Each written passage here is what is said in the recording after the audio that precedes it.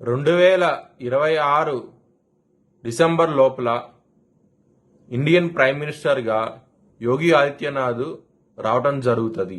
జై శ్రీరామ్. 2022 నుంచి 2025 అక్టోబర్ వరకు మొత్తం 19 ప్రెడిక్షన్స్ అనేవి నేను చెప్పినట్టు జరిగినాయి.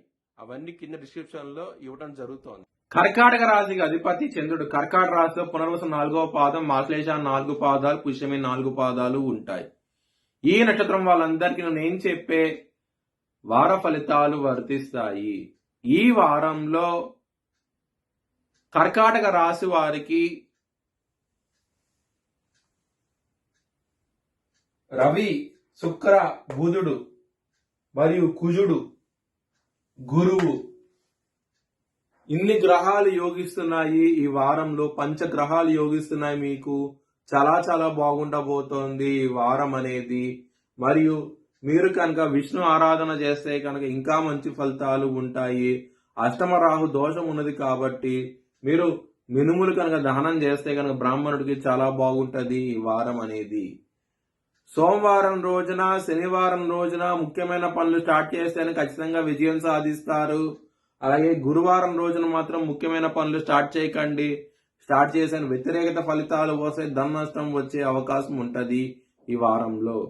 కర్కాటక రాశి వారికి ఇక్కడ కుటుంబాధిపతి అయిన సూర్యుడు తన మిత్రక్షేత్రమైన వృశ్చిక రాశిలో ఉండటం మూలంగా కుటుంబ పరంగా చాలా బాగుంటది ఈ వారం అనేది.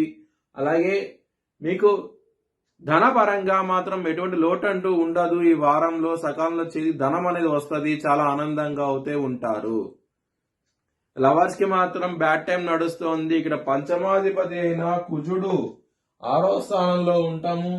శని గారి దృష్టి కుజుడి మీద, కుజుడి దృష్టి శని మీద ఈ విధంగా ఉండటం మూలంగా లవర్స్ కి మాత్రం యుద్ధ వాతావరణం అవుతే ఉంటది. మీ లవర్ కి మాత్రం ప్రపోజ్ చేయకండి. ప్రపోజ్ చేస్తే కనుక రిజెక్ట్ చేస్తారు. ఇబ్బందులు పడే అవకాశాలు ఎక్కువగా ఉన్నాయి. హెల్త్ పరంగా మాత్రం బ్యాడ్ టైం నడుస్తోంది. ముఖ్యంగా బీపీకి సంబంధించిన సమస్యలు, కొలెస్ట్రాల్ సంబంధించిన సమస్యలు, అలాగే మానసికమైన ఒత్తిడి ఇలాంటివి ఉండే అవకాశం ఉంటుంది. ఈ వారంలో కొంచెం జాగ్రత్త తీసుకోండి. శత్రువులు అనే వాళ్ళు చాలా అధికంగా ఉంటారు. ముఖ్యంగా మీ బిజినెస్ లో ఎక్కువగా శత్రువులు ఉండే అవకాశం ఉంటది. ఈ వారంలో కొంచెం జాగ్రత్త తీసుకోండి. దానికోసమై కాలభైరవ అష్టకం చదువుకోండి. చాలా చాలా మంచి ఫలితాలు ఉంటాయి. మ్యారేజ్ పరంగా మాత్రం కొంచెం బ్యాడ్ టైం నడుస్తోంది. ఇక్కడ సప్తమాధిపతి అయిన శని 9వ స్థానంలో ఉండి కుజుడు దృష్టి శని మీద పట్టడం మూలంగా మీకు మ్యారేజ్ పరంగా మాత్రం గొడవలు అనేవి ఉంటాయి. యుద్ధ వాతావరణం ఉంటుంది. కొంచెం జాగ్రత్త తీసుకోండి. దానికోసమై హనుమాన్ చాలీసా పారాయణం చేస్తే కనుక చాలా చాలా మంచి ఫలితాలు ఉంటాయి.